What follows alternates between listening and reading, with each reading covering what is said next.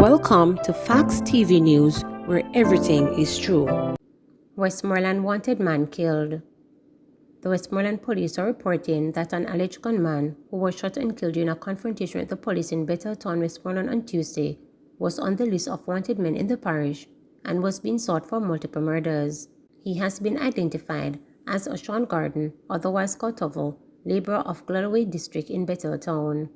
Reports were that about 8 p.m., a team of officers carried out an intelligence-led operation in Galloway in search of Garden, who was wanted for murder. Investigations led the officer to a house where Garden was alleged to have been hiding, and upon the approach of the lawmen, a man was seen walking from the dwelling. On seeing the police, he allegedly pulled a handgun and opened fire at them. The fire was returned and Garden was hit during the confrontation. A Taurus 9mm pistol with a magazine containing 4 live 9mm rounds was taken from him. The wounded man, who was later identified as Garden, was rushed to the Savannah Lamar Hospital, where he was pronounced dead. Following the fatal shooting, the police reported that Garden was being sought for some time, now in relation with several incidents of murder around the parish. Garden and a man known only as Pilot were being sought for the December 22, 2018 murder of 24-year-old Shavor Turner and other murders, one officer reported. Turner was shot and killed about 9:15 p.m. in Galloway District by 3 men, one of whom was later positively identified as Garden. The investigators related that one of Garden's cronies, who was known as Triggerman, was also fatally shot by the police in 2019, while the other, known as Pilot, is still on the run and is being sought by the police. Tuesday's fatal shooting is now being investigated by a team from the Independent Commission of Investigations in Decom. JAS report shortage of pig and chicken feed. The Jamaica Agricultural Society says it has been receiving complaints of shortage of pig and chicken feed. JAS President Leonard Fulton said several farmers have been expressing concern that they will be going into the long holiday weekend without animal feed. He said regular outlets have been out of stock of both types of feed since the start of the week. One farmer told me he got only 1 bag of pig feed. He needed 20, and he got 1. So it's a serious situation, Mr. Fulton lamented. He said the JAS is trying to determine the cause of the current shortage. No fighting at Sting, says promoter. With only days to go before the much-anticipated return of Sting, promoter Heavy D is promising that there will be no physical confrontations on stage. Speaking with reporters, Heavy D says the Sting stage will be like a prison. He says a number of resources will be used to ensure the security of patrons and performers. The promoter is promising that there will be a strong contingent of law enforcement officers and private security guards. Billed as the greatest one-night reggae and dancehall show on earth, Sting is set for December 26 at Plantation Cove, St. Anne, and will feature a mix of veteran performers and up-and-coming. Government to provide health insurance for cultural entertainment practitioners. Members of the local entertainment and cultural industries will soon have a dedicated health insurance scheme. Minister of Culture, Gender, Entertainment and Sport, Oliver Grange, made the disclosure at the Rebel Salute media launch on Wednesday at the Rock Hotel, downtown Kingston. He said that the local actuarial consulting firm, ECLO Limited, has been engaged to assist in the tender process.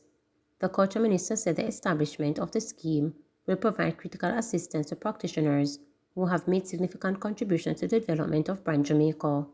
Wherever you go in the world, they speak about our music, and I felt it was important that as part of our Jamaica 60th legacy, we ensure that we introduce insurance coverage for our artists, our writers, our cultural practitioners, to ensure that they benefit from what they have provided to this country, she said.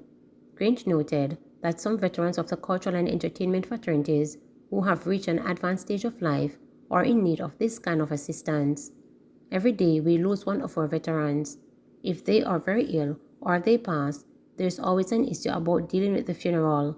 There's always an issue about dealing with the health insurance or health coverage, and I thought it was about time, she said.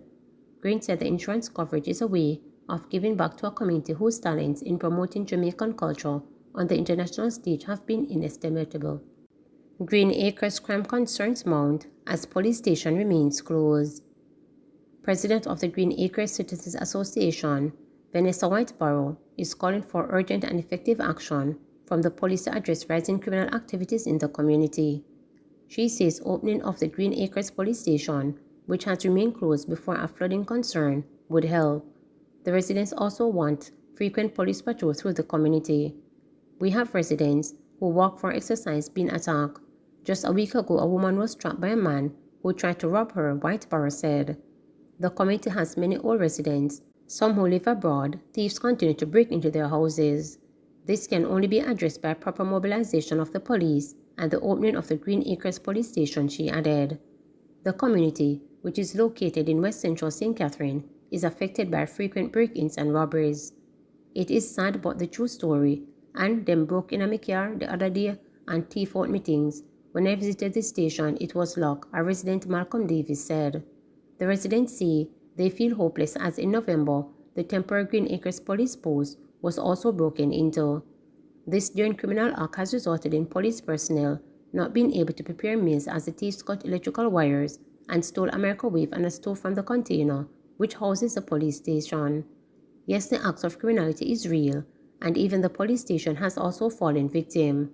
I have received a complaint that they, the thieves, stole the microwave and other items, Member of Parliament for the era Dr. Christopher Tufton stated. Tufton said he will be replacing the microwave and stove.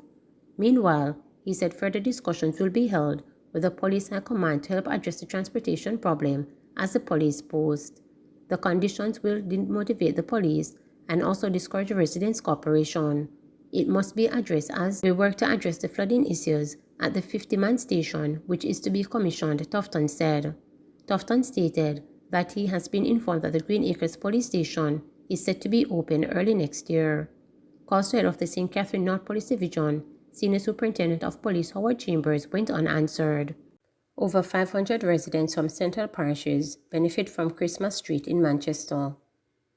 Over 500 residents, including senior citizens and children, benefited this year from the annual Christmas treat, which was spearheaded by our Benevolent Society.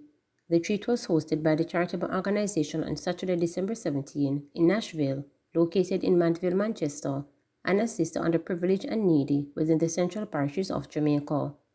The annual Christmas treat was placed on pause in 2019 due to the onslaught of the COVID-19 pandemic. So Jara's founder, Joan Hanson, was excited for the occasion's return. After 2 years, it feels really good to be back. It was a lot of work, but together, we Jara packaged over 200 toys for kids and over 200 gifts for adults, and in all, approximately 500 gifts for this treat, Hudson said. Words cannot express the fulfillment and just overall joy we are feeling, and to be able to give back in this format. Christmas is a time for giving, and a lot of these people gathered here in Nashville, Mandeville, especially the children and senior citizens, won't be able to see a Christmas this year. A lot of the parents and other breadwinners are still coping with the new reality that the pandemic has left us with, Hudson added.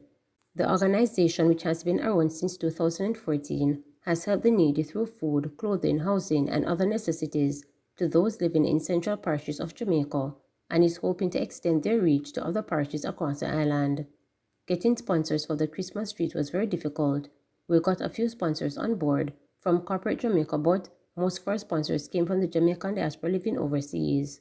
Currently, with the many programs we have, we would really love more support from corporate Jamaica, Hudson added, making reference to the monthly distribution programs that the team are hosts on the last Thursday of each month and the school sponsorship program launch to assist students in attending school through monetary and other contributions. The team has also adapted the Percy Junior Hospital in Spalding, Clarendon, and the Mandeville Public Hospital in Manchester by donating wheelchairs and other medical supplies.